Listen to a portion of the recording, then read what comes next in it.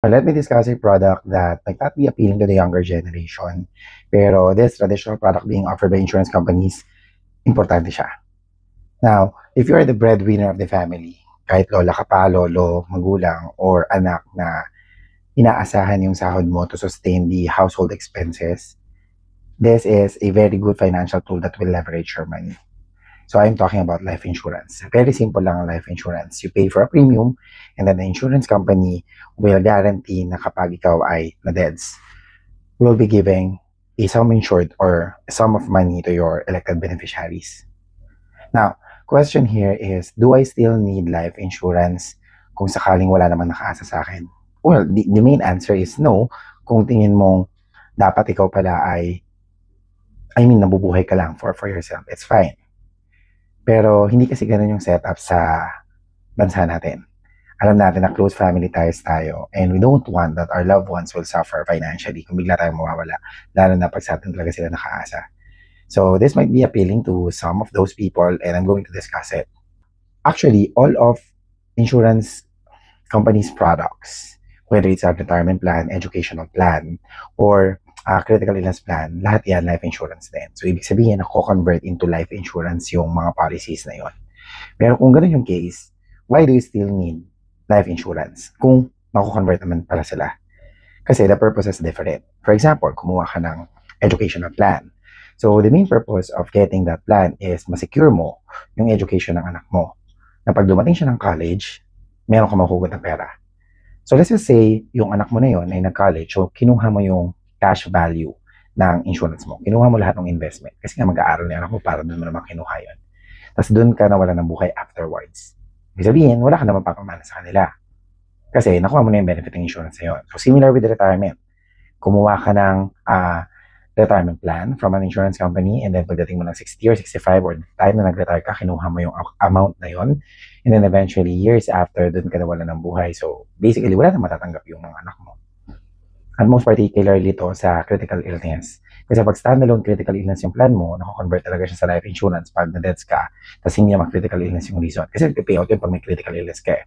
But let's just say, nagkaroon ka nga ng critical illness, kinuha mo yung amount because entitled ka na sa benefits ng insurance na yun. And eventually, hindi ka nag-survive. So, na-deaths ka. So, ngayon, wala na matatanggap yung family mo kasi nakuha mo na yung benefit. So, iba yung purpose na ina-address ng life insurance. Kasi yung life insurance, binili mo siya talaga para ma-sure mo na whatever happens to you, sudden demise, or sabihin na natin death, is may matatanggap yung family members mo. So, if you think yun yung most important sa'yo, kasi pag nakikipag-usap ako sa mga clients ko, tinatanong ko how important it is na may maiwang pera sa loved ones sila kung sakaling bigla silang ma-deaths. Kung yun ang priority mo for your security account, life insurance is for you. So, this video will be diving deep sa dalawang insurance product ni AXA na yun yung direct na ina-address na dapat may matanggap yung beneficiaries. Okay, the first one is FlexiProtect and then the second one is Assure. So, i-discuss ko na lang sila ng sabay kasi comparative naman sila. Parehas lang sila ng purpose. So, let's begin with the type of insurance. Si FlexiProtect is a term life insurance. So, think of it parang insurance sa kotse. Magbabayad ka, i-cover ka namin for that year. Magbabayad ka, then co-cover ka namin. So, ang coverage period ng FlexiProtect is normally 5 years yan. So, ibig sabihin, pwede ka magbayad ng isang bagsakan, cover ka namin for 5 years. May another option ka, sige, magbabayad ako taon-taon, tapos after 5 years, tapos na yung plan na yon. So, cover ka lang namin sa 5 years na nagbabayad ka. Pag hindi ka na nagbabayad, hindi ka na namin i-cover. Yes, you could renew it, pero ang premise niya, magbabayad ka, o-cover ka namin. Kumpara natin siya dun sa Assure. Ngayon, si Assure, whole life insurance siya. Ibig sabihin, yung life insurance mo, kahit 5 years to pay lang yan, 10 years to pay lang yan, or 20 years to pay lang yan, cover ka na namin up to age 100. So, kahit kailan ka, tamaan ng death, siguradong may mabibigay ka sa family mo. So, nakita mo yung pinagkaiba ng term life insurance sa FlexiProtect at Assure? So, that's the first one. The second is the premium cost. Since si term life insurance ay ganun lang pala yung purpose niya, definitely mas mura siya. So, mura na nga yung babayaran mo, tataasan pa namin yung coverage. So, we are talking about millions here. Magbayad ka ng 1,000, cover ka namin ng 1 million, 2 million or 3 million, depende sa edad mo. So imagining this situation, kung nagbayad ka ng 12,000 for a year, 1,000 per month, ang pangako namin sa'yo, for example, is 2.5M. Hindi ka naman na debts. Second, hindi nagbayad ka uli. So 24,000 yung total mo na bayad. Cover ka pa rin namin ng 2.5. Bago mag third year, na debts ka. Sa total payment na ginawa mong 24,000, binigyan namin yung pamilya mo ng 2.5 million. So ngayon, bakit siya ganun kamura? Kasi binabayaran mo lang dito yung insurance cost. Plus, cash value, wala yan. Ibig sabihin ng cash value, may mawi-withdraw ka ba? Kunyari, umayaw ka na sa policy. Wala na. Hindi mo tinapos yung pagbabayad, wala na, hindi ka na namin covered. So, from the time na ikaw ay nagbayad, covered ka namin for a year. Ganun siya nag-work. Kung sakaling na-miss mo yung payment, bibigyan ka lang namin ng 30 days para bayaran yun or else mawawala na yung coverage mo. So, that's how it works. Si FlexiProtect.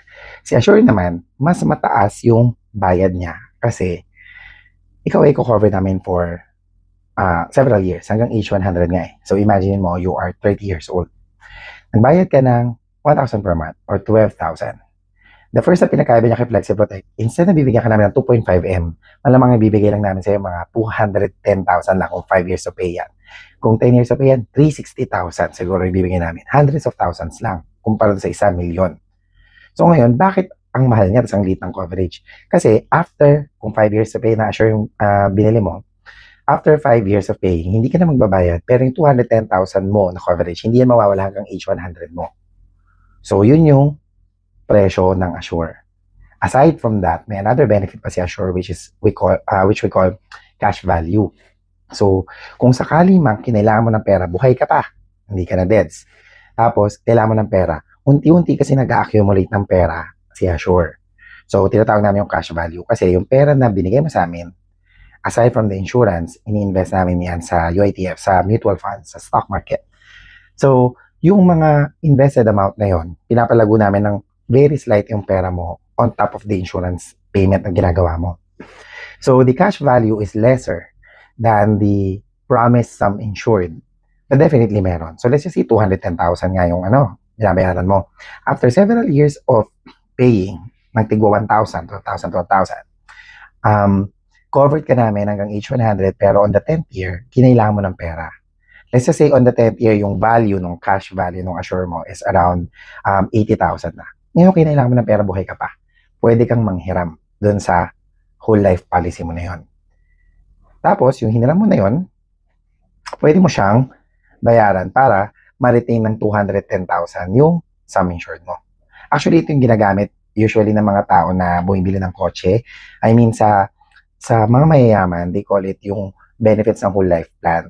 Kasi pag nanghiram ka sa insurance company, mas mababa yung interest. Kasi sarili mong pera yun eh, yung hiniram mo. So, hindi kayo charge ng mataas na interest dyan. So, dahil hiniram mo yung pera, kung pinabayad mo yun, kunyari bumili ka ng kotse. So, ang binabayaran mo, instead na yung car company, dahil kinuha mo na yung pera, binayaran mo yung car, ang binabayaran mo na lang yung sarili mong pera, magiging life insurance pa. So, siguro gagawa nila ako ng video about that. But the point is, may cash value na pwedeng hiramin si Assure na hindi na i-offer ni FlexiProtect. That's the reason kung bakit with the same premium, yung amount ng bayad mo, sobrang liit lang ng life insurance niya. First, kukover ka kasi namin dyan ng each 100. Second, nagkakaroon ka ng cash value na pwede mong hiramin. So, yun yung binabayaran mo rito. So, para kanino ang FlexiProtect? Para kanino ang Assure? Sa FlexiProtect, ideal to sa mga gusto ng sobrang taas na life insurance. Gusto niya millions kagad yung life insurance siya. Pag biglang may nangyari sa akin, hindi ko pwedeng iwanan tong mga to, yung mga mahal ko sa buhay, nang wala talagang pera at maliit lang yung bibigay ko sa kanila. Gusto ko malaki yung mabibigay sa kanila with an affordable price para sa kanila yon. Second, sa mga nanghihiram, alam mo yung ayoko na pagka na-debts ako, yung mga utang ko, ang magbabayad pa yung mga anak ko. So, para sa kanila yon. And some of the banks, o kaya automobile companies, they require na pagka kunyari installment, yung payment mo sa isang property, bahay, lupa, kotse, they wanted MRI. So, ginagamit yung FlexiProtect for that. Kasi, nagbibigay yon ng life insurance sa malaki. So, yung mga car companies, gano'n, they wanted na mababayaran yan for sure. So, they require large amount of life insurance. So, sila yung main market ng FlexiProtect. On the other hand naman, si Assure, sila naman yung gusto ng lifetime protection. Bayad lang ako ng saglit. Tapos after ng payment ko, at least sure na ako na yung mga mahal ko sa buhay, kailan ako tamaan, matatanggap nila yung pera. So, para sa kanila yung assure. Now, those two products will address life itself lang. So, hindi siya for critical illness, hindi siya for retirement, hindi siya for education of anak.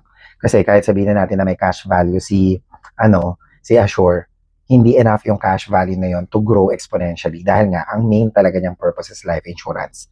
So para to sa mga tao na ang priority nila is merong safety net yung mga mahal ko sa buhay pag bigla akong nagets. Gets? So $1 million question tayo, magkano ba tong mga to?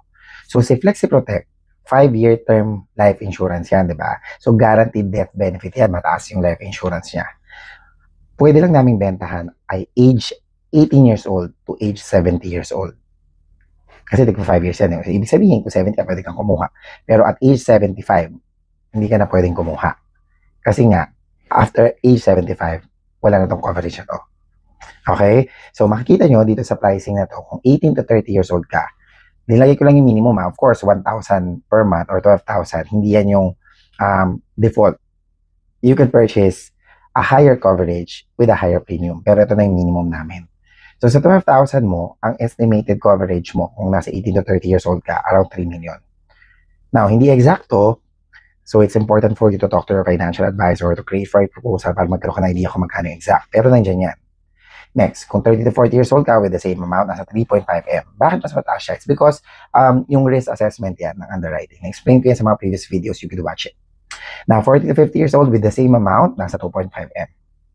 So, imaginein mo, kung magbabayad ka ng tigda 12,000 lang, in 5 years, 60,000 lang naman yan, di ba?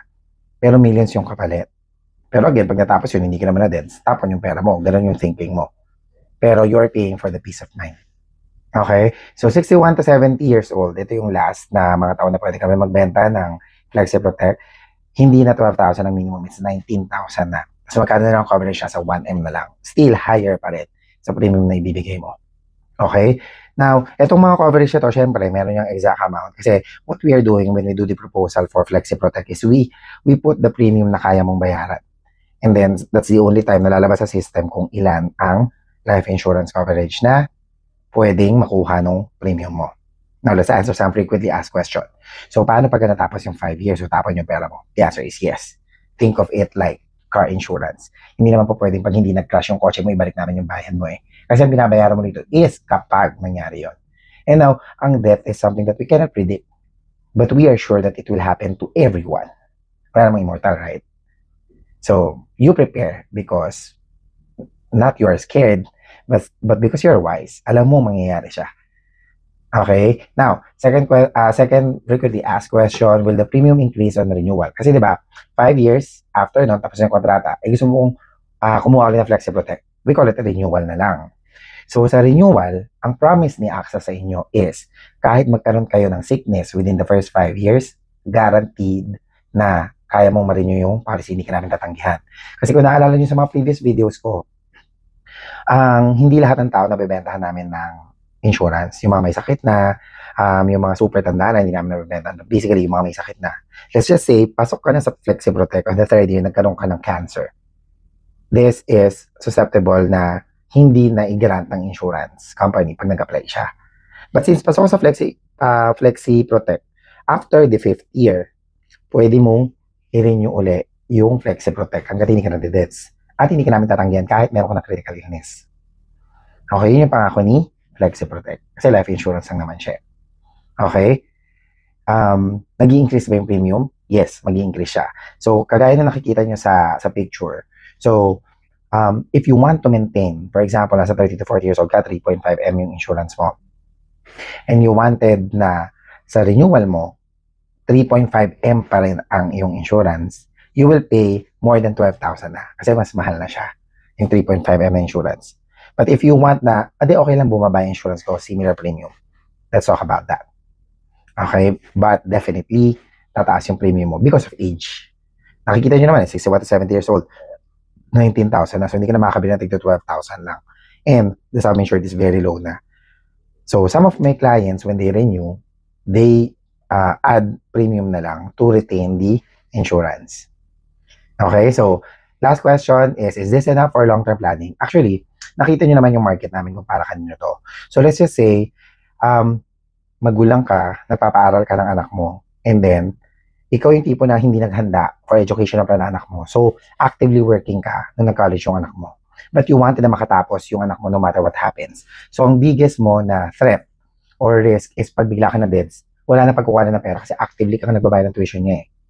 So, let's just say, dun ka kumuha ng FlexiProtect. Para sa kanila yon. Kasi, during that 5 years na nagka-college yung anak mo, no matter what happens sa'yo, may millions na makukuha na may anak mo, makakapag-continue siya na pag-aaral niya. So, mga ganun yung tipo ng tao na requirement namin. Hindi siya talaga for long-term planning kasi naniniwala naman ako na hindi lahat ng tao is hanggang 75 lang yung age. I mean, with the medical advancement now, some people, talagang lumalampas sila doon sa age na yun. Say na really nga, di ba? So, point is, hindi siya best for long-term planning. Talagang pang-patse-patse siya para sa particular purpose mo lang. Okay? So, yun ang pag-advise ko. But if you are thinking otherwise, as long na alam mo na hanggang 75 lang siya, kaya mo rin yung, you're good.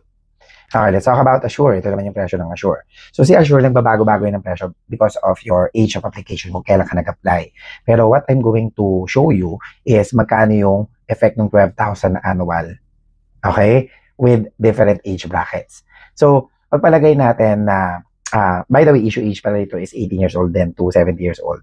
But if ever man you're going to buy Assure 5, ibig sabihin 5 years of pay, ayan, hanggang 70 yan. Pero pag Assure 10 ka, di ka na makakapag-apply at 70 years old. Kailangan 65, ano ko dyan, 10 years, diba? So, hanggang 60 years old ka lang pwede. 65.